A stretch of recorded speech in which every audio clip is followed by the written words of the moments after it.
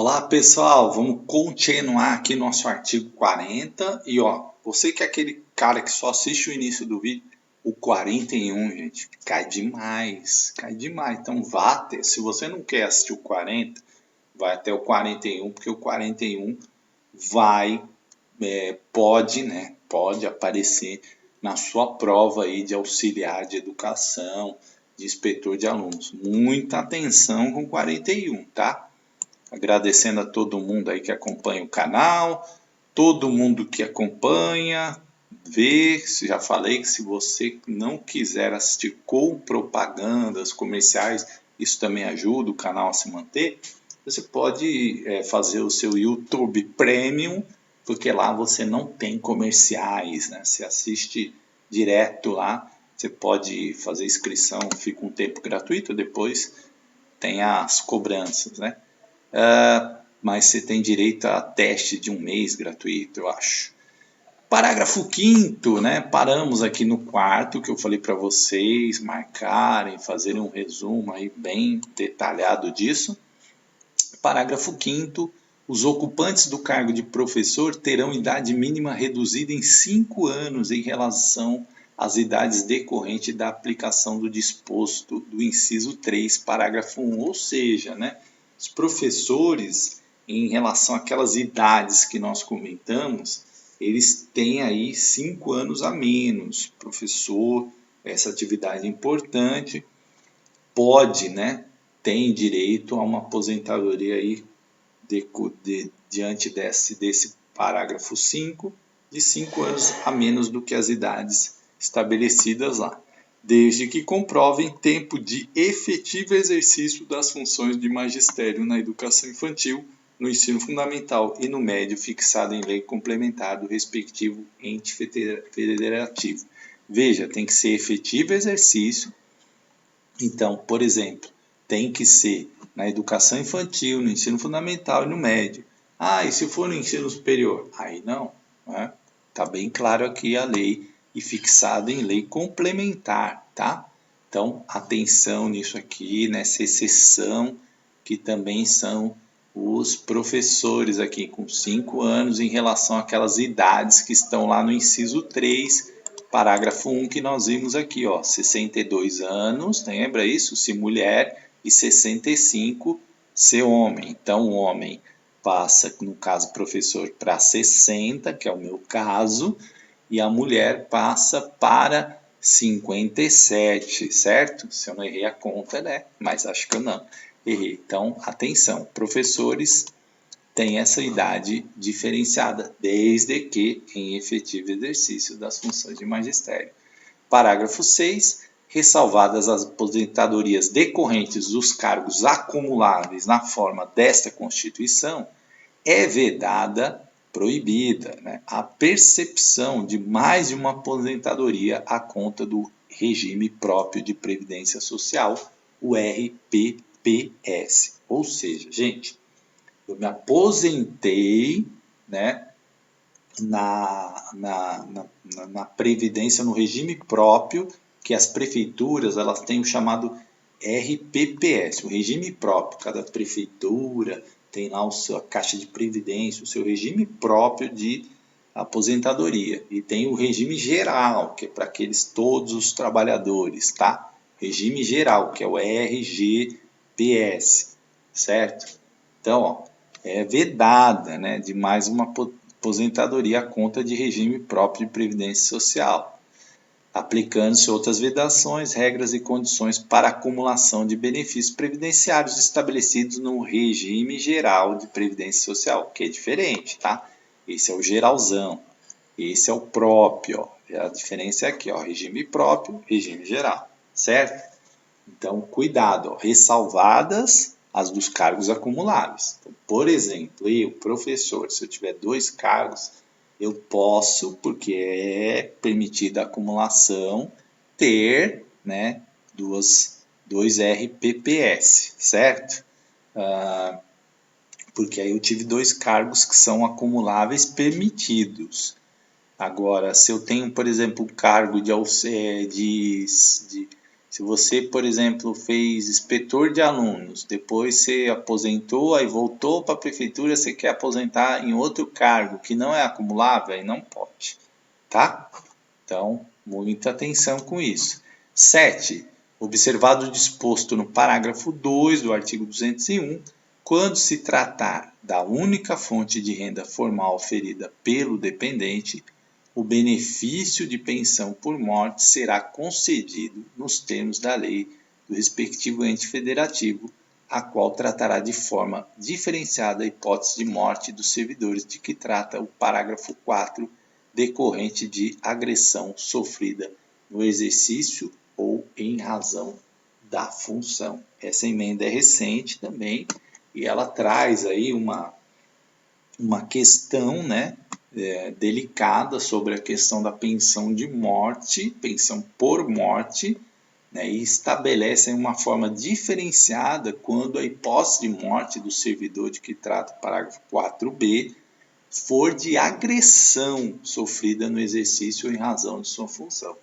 Vamos supor um guarda municipal que foi exercer sua função e a pessoa deu um tiro nele, né? Então, isso está previsto justamente para esses casos. Pode ser com qualquer servidor, mas, né, a gente sabe que esses servidores que lidam mais com essas questões estão mais sujeitos, né? Por exemplo, um fiscal que foi lá fiscalizar uma obra e ia multar o cara ou ia fechar o estabelecimento, o cara ficou revoltado e matou o servidor. Então, existe aí aí ele estava no exercício ou na razão de sua função. E aí tem uma forma diferenciada, tá? Parágrafo 8. É assegurado o reajustamento dos benefícios para preservar-lhes em caráter permanente o valor real, conforme critérios estabelecidos em lei. É aqui o reajuste do benefício da aposentadoria. Se aposentou, a lei, no seu parágrafo 8, prevê ali o reajuste desse benefício, né, para que ele, isso em tese, né, mantenha o seu valor. A gente sabe que na prática isso não acontece, mas na lei está previsto aí o reajuste para assegurar o valor real conforme os critérios estabelecidos em leis. Aqui eu repeti, né, de novo, o parágrafo 8º. Parágrafo 9º. O tempo de contribuição federal, estadual, distrital ou municipal será contado para fins de aposentadoria. Observado o disposto no parágrafo 9, 9A do artigo 201, o tempo de serviço correspondente será contado para fins de disponibilidade. O que acontece, gente, é que tem pessoas que às vezes trabalham no estado, trabalham no município. Eu, por exemplo, trabalhei já no estado, trabalhei em município, então a minha contribuição ela vai ser contada, certo? Só que são de entes diferentes. E tem também, se eu quiser incluir, o meu tempo de iniciativa privada, enfim. Então, isso conta, mesmo que você tenha saído. No meu caso, eu saí do estado. Então, mas eu posso carregar esse tempo para contar para aposentadoria, certo? 10. Existem regras, né, de transição, essas coisas. 10. A lei não poderá estabelecer qualquer forma de contagem de tempo de contribuição fictício. Aí você fala assim, nossa, o que é isso? Né? Você precisa provar o tempo de contribuição, certo? Não dá para você falar assim, olha, lá em 1900 bolinha eu trabalhei 4 anos e você não tem como provar esse tempo. E seria fictício, né? Ou seja, ninguém sabe se você fez ou não fez. Então não dá, certo? A lei proíbe isso.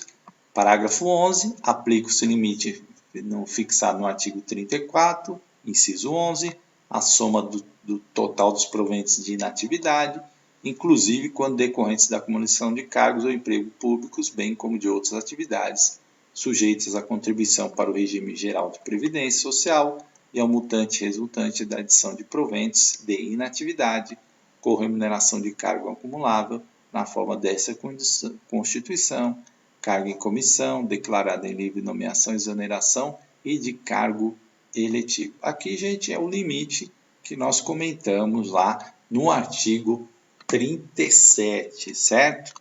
Então, segue-se lá o limite, tudo bem? Vamos lá, parágrafo 12. além do disposto neste artigo, serão observados em regime próprio de previdência social, no que couber os requisitos e critérios fixados para o regime geral de previdência social. Espero que vocês tenham compreendido que nós temos o regime próprio, que é o RPPS, que é o das prefeituras, do estado, que tem, né? E o regime geral de previdência social. Eu sou um trabalhador seletista, trabalhei lá na loja 100, nas americanas, nas pernambucanas e me aposentei pelo regime geral de previdência social, certo? Como qualquer outro trabalhador. Parágrafo 13. Aplica-se ao agente público ocupante exclusivamente de cargo em comissão declarado em lei de livre nomeação e exoneração de outro cargo temporário, inclusive mandato eletivo ou de emprego público, o regime geral de previdência social. Então aqui eu vou dar outro exemplo meu. Eu fui durante 6 anos secretário de educação, que é um cargo de livre nomeação e exoneração, certo? E aí eu entro aonde? No RGPS, a partir de 2019, tá? Então conta aqui, ó, para o regime geral de previdência social e não para o regime próprio de previdência social. Eu fui secretário de uma prefeitura.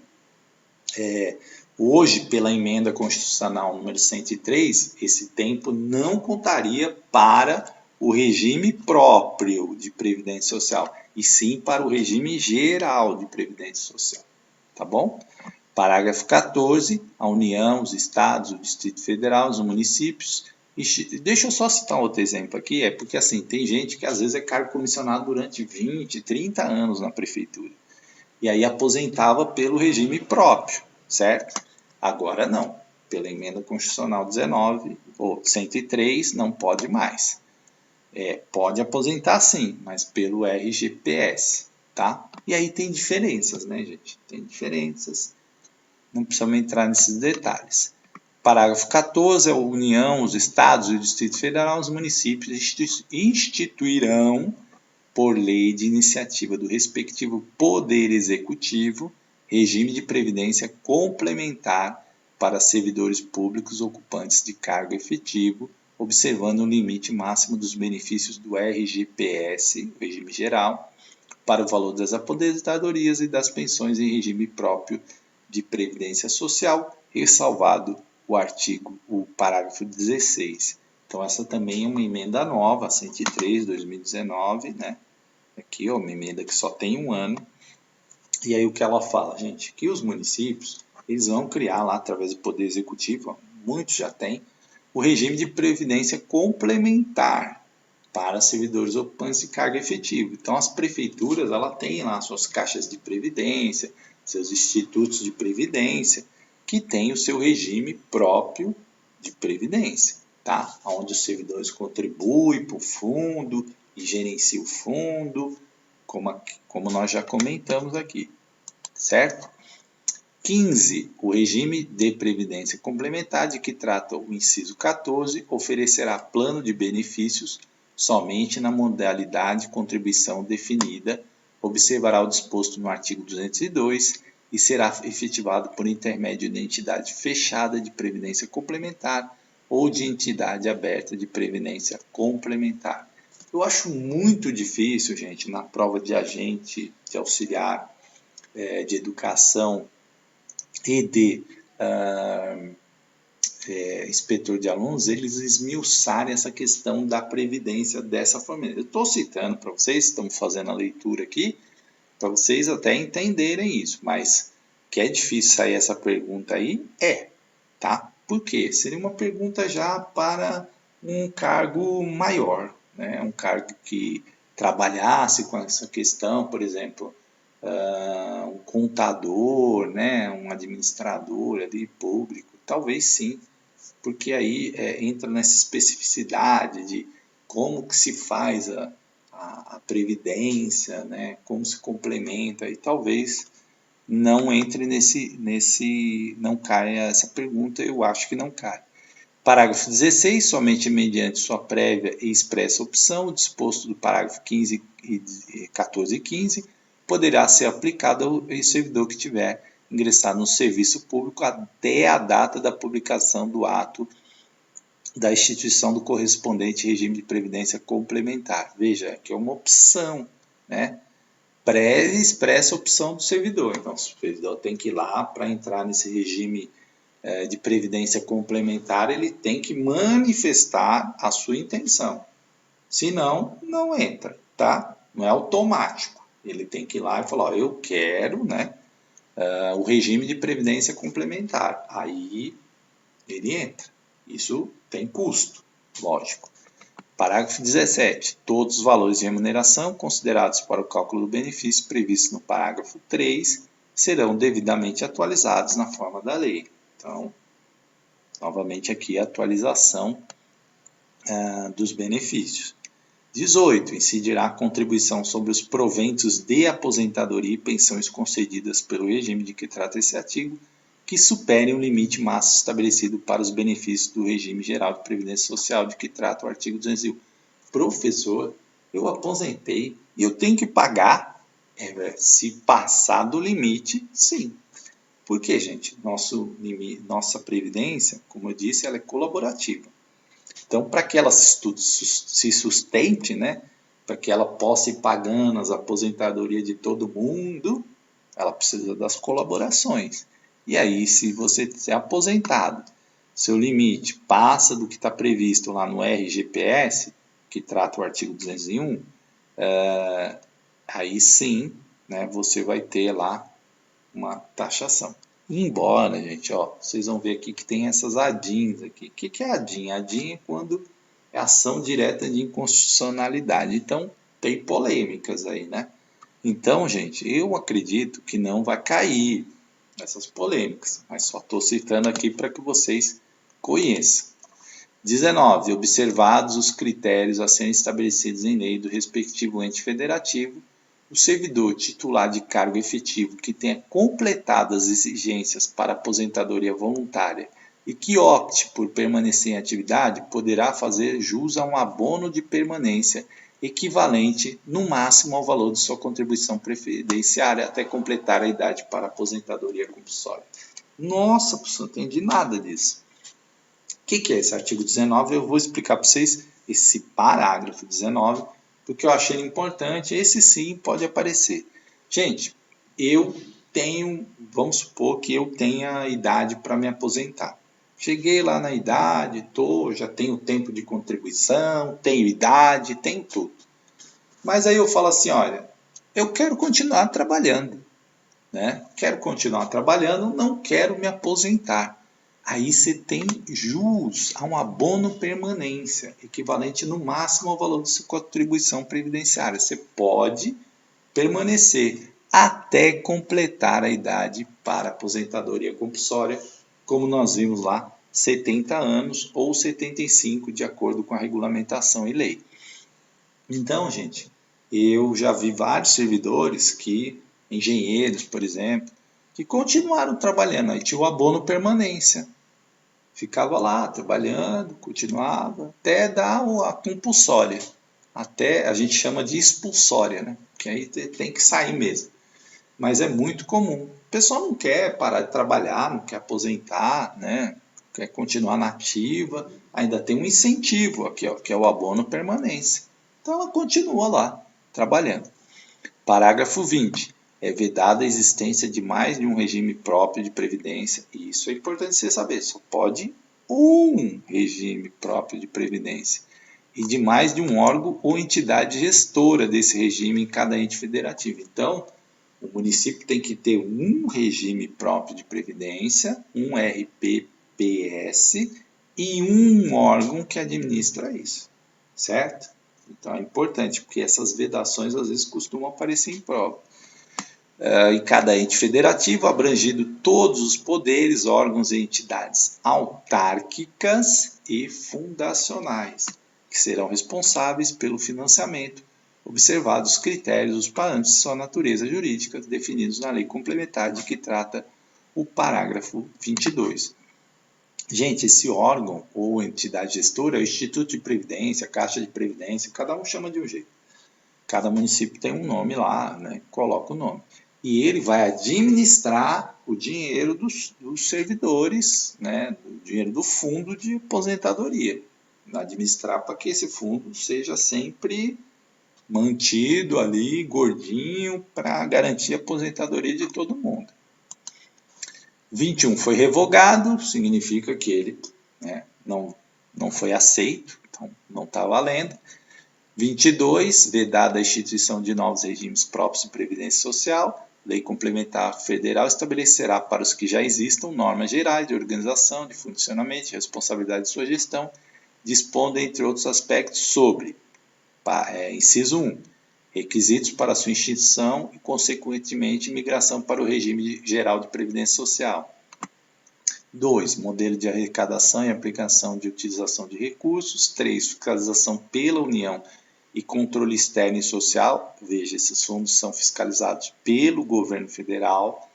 Definição de equilíbrio financeiro e atuarial, que é aquilo que eu já expliquei para vocês. O fundo ele não pode estar desequilibrado, senão daqui a pouco ele não consegue mais pagar as aposentadorias. Então ele tem que ter equilíbrio financeiro. E 5, condições para a instituição do fundo com finalidade previdenciária, de que trata o artigo 249, e vinculação a ele dos recursos provenientes de contribuição dos bens diretos e ativos de qualquer natureza, tá? E vamos aqui, ó, mecanismos de equacionamento do déficit atuarial, quando o fundo está com problema, precisa ter uma solução para ele, né? 7. Estruturação do órgão ou entidade gestora do regime, observados os princípios relacionados com a governança, que é a boa administração desse dinheiro, controle interno e transparência. Porque os fundos, eles investem o dinheiro em ações, em aplicações. Então, se ele aplicar, vocês já viram aí na TV escândalo do fundo que comprou lá ações de uma empresa que não era boa e a empresa quebrou, enfim, isso traz prejuízos, né? Então é preciso ter boa governança, né? Boa administração, controle interno e transparência do que está sendo feito com o dinheiro dos aposentados. 8. Condições e hipóteses para a responsabilização daqueles que desempenham atribuições relacionadas direto ou indiretamente com a gestão do regime. Condições para adesão a consórcio público. 10. Parâmetros para apuração da base de cálculo e definição de alíquota de contribuições ordinárias, que são aquelas comuns, e extraordinárias, né? Contribuições que não são as comuns, vão além, né? Então, o fundo, às vezes, para se equilibrar lá, precisa, né, de contribuições extras. Bom, vamos aqui, artigo 41. Esse aqui, gente, se não cair na prova de vocês, vai ser uma sorte, porque é muito fácil cair esse artigo. São estáveis após 3 anos de efetivo exercício os servidores nomeados para o cargo de provimento efetivo em virtude de concurso público. Então, gente, quando é que você ganha estabilidade no serviço público? Após 3 anos de efetivo exercício. Essa é uma pergunta que pode aparecer na sua prova e eu aposto nela. Parágrafo 1. O servidor público estável só perderá o cargo. Outra possibilidade de pergunta aqui, ó. Os incisos do parágrafo 1, artigo 41. Quando que o servidor pode perder o cargo? 1. Em virtude de sentença judicial transitada em julgado. O que é isso, gente? É quando aquela sentença judicial não cabe mais recurso. Ela já foi até o fim. Então, está transitado em julgado, né? Já chegou no fim. E aí, se foi a demissão, né? Se foi o servidor perdeu o cargo, somente quando chega no transitado julgado, certo? Transitada em julgado. Então, se tiver recurso, ele não perde o cargo ainda, certo? Mediante o processo administrativo em que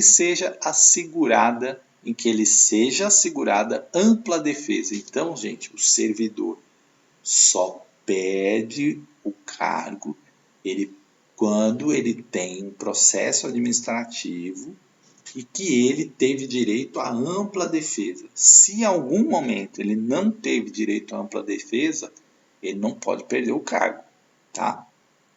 Então, por isso que quando você é um servidor estável, se você comete um erro grave, você tem direito à sua defesa. Aí vai ter um processo administrativo, você vai ter os prazos para se defender, né? E 3, mediante procedimento de avaliação periódica de desempenho na forma da lei complementar assegurada ampla defesa.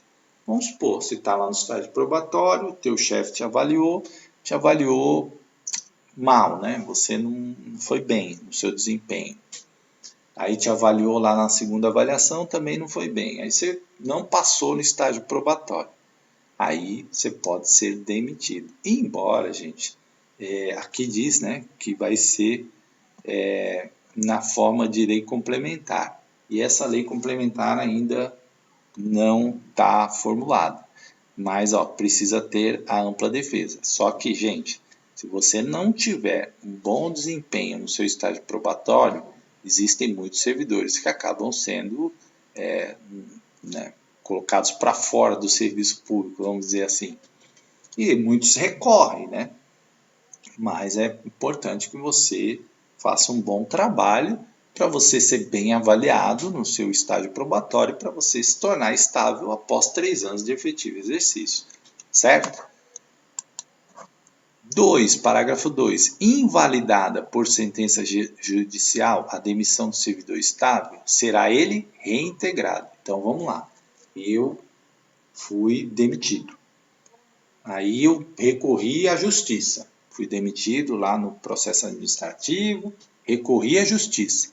Aí vem uma sentença judicial e diz que eu tenho que voltar para a prefeitura. Então eu sou reintegrado, é importante saber isso. Reintegrado. E o eventual ocupante de vaga, alguém que me substituiu, se estável, será conduzido ao cargo de origem sem direito à indenização. Veja, eu fui demitido, estou dando exemplo aqui, gente, não é que eu fui não, tá? Eu fui demitido e aí entrou outra pessoa no meu lugar. Eu voltei pela justiça, então essa pessoa volta para o cargo dela de origem, sem direito à indenização, aproveitada em outro cargo ou posto em disponibilidade com remuneração proporcional ao tempo de serviço. Vamos supor, demitiu um, chamou outro do concurso. Aí o cara está lá trabalhando, só que aí eu voltei. Aí ou ele volta para o cargo de origem, né? Ou ele é colocado em disponibilidade se não tiver cargo para ele, com remuneração proporcional ao tempo de serviço, tá? Fica lá disponível a hora que precisar. Parágrafo 3. Extinto o cargo ou declarada a sua desnecessidade, o servidor estável ficará em disponibilidade com remuneração proporcional ao tempo de serviço até o adequado aproveitamento em outro cargo. O que acontece? Vamos supor que a pessoa trabalhava lá num cargo, sei lá, agente de alimentação. E aí a prefeitura extinguiu o agente de alimentação. Aí foi aposentando, acabou com esse cargo, terceirizou a merenda, fez alguma coisa lá. Aí esse servidor estava brigando na justiça e voltou. E ele volta como agente de alimentação, um cargo que não existe mais. Aí ele vai ficar em disponibilidade ou ele vai ser aproveitado em outro cargo, tá? É isso exatamente o que diz o parágrafo 3. E 4, como condição para a aquisição da estabilidade, é obrigatória a avaliação especial de desempenho por comissão instituída para essa finalidade. Existe uma comissão, né, que analisa a questão do desempenho das pessoas. 1. Olha só, de acordo com o artigo 41 da Constituição Federal, quando os servidores nomeados para cargo de provimento efetivo em virtude de concurso público tornam-se estáveis. Ó, que tranquila essa, hein? Após 4 anos de efetivo exercício, após 3 anos da sua convocação, após 3 anos de efetivo exercício, após 2 anos de sua convocação, após 2 anos de efetivo exercício. Você fez aula aqui comigo, essa semana. Pode cair uma questão assim na Vunesp? Pode, tá? Pode. Talvez ela dê uma recheada aqui na pergunta, mas qual que é o gabarito aqui? Você responde tranquilo, C, após 3 anos de efetivo exercício, como comentei com vocês. Não tem nada de convocação, né? É a partir do efetivo exercício. E aí, efetivo exercício, gente, é quando você está trabalhando mesmo, né? Está trabalhando. Gabarito C. Com base no artigo 41 da Constituição Federal, analisa as afirmativas a seguir. 1. Disponibilidade é a situação funcional no qual o servidor passa inatividade em virtude da extinção do seu cargo ou da declaração de sua desnecessidade. 2. Estabilidade é a situação estatutária pessoal adquirida pelo servidor público civil nomeado para o cargo de provimento efetivo após 3 anos de efetivo exercício que lhe garante a permanência no serviço público. 3. Reintegração é uma garantia do servidor público estável destinada à correção jurídica de uma demissão inválida. E a VUNESP adora fazer questão assim, gente. Quais estão corretas? Só a 1 e a 2, a 1 e a 3, a 2 e a 3 ou todas estão corretas? Olha só, hein? Aí, vamos lá. Gente, qual que é essa questão aqui? Disponibilidade é isso? É o servidor passa inatividade em virtude da extinção do seu cargo? Não, né? Não lemos nada disso lá, não é isso. Não é isso disponibilidade. Agora, estabilidade é isso. 3 anos de efetivo serviço. Então, se a gente sabe que a 1 não é, eu já elimino a, já elimino a E e já elimino a C e já elimino a B. Já eliminei todas, né? Só ficou uma D. Mas reintegração é aqui que nós comentamos, né? A correção jurídica de uma demissão inválida. Então, a gabarito letra D. Presta atenção nessas questões de inciso. E assim, gente, a gente conclui o artigo 41, certo? E aí, até uma próxima aula. Continue estudando, foca, olha bem, bastante questões, né? Procura as questões aí para você ficar bem atento e responder, tá? Eu só corrigindo, eu falei Araçariguama, na verdade é Sorocaba, né? Que eu tô com um de Araçariguama também na cabeça aqui, gente. Tá bom? Então, bons estudos e até uma próxima.